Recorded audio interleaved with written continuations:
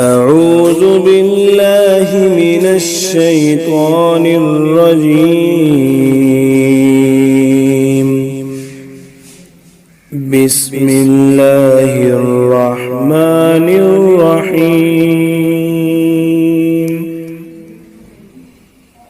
له مقاليد السماوات والأرض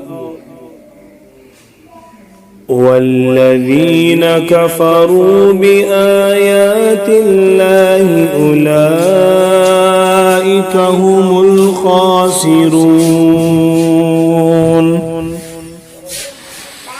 قل أفغير الله تأمروني أعبد أيها الجاهلون؟ ولقد أوحي إليك وإلى الذين من قبلك لئن أشركت ليحبطن عملك ولتكونن من الخاسرين.